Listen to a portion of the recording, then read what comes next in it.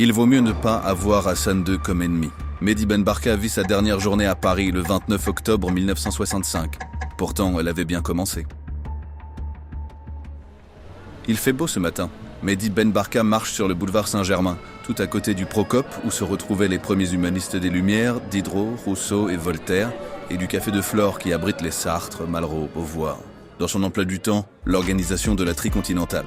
La Tricontinentale est un défi lancé au monde. C'est la convergence des luttes révolutionnaires d'Asie, d'Afrique et d'Amérique latine. À cette époque, de nombreuses figures sont lancées dans la lutte contre l'impérialisme et l'exploitation, à la tête de mouvements, même de gouvernements. Pour Ben Barka et Che Guevara, ces mouvements doivent se reconnaître comme une seule et même lutte. Alors ils se mettent en tête de réunir tout le monde. Ben Barka marche avec d'autant plus d'assurance que le général de Gaulle en personne l'a assuré de son soutien et de sa sécurité quand il l'a rencontré discrètement et à 2 reprises. Avant son rendez-vous du jour, il discute avec un jeune chercheur en histoire. Leur trajet s'arrêtera à la brasserie Lippe où Ben Barka doit rencontrer le journaliste et ami Philippe Bernier et un producteur de cinéma. Il échange ses derniers mots avec le jeune historien. Derrière lui, une voiture s'est arrêtée et 2 hommes en costume en sont sortis. Ils s'approchent, sortent leurs cartes. Ils sont de la police.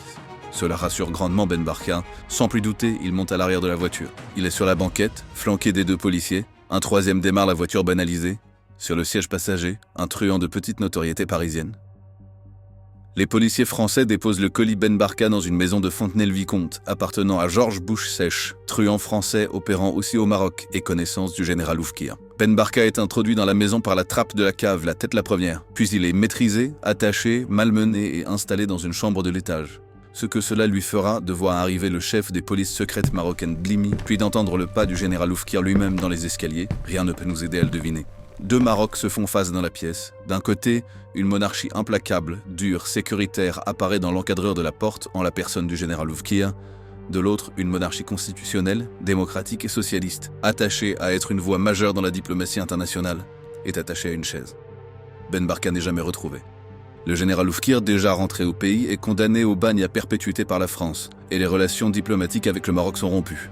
La Tricontinentale aura lieu à La Havane en 1966. Elle réunira 82 pays et l'ensemble des figures du tiers-monde.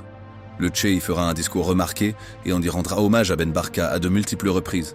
Mais en l'absence de son architecte, elle ne parviendra pas à faire date.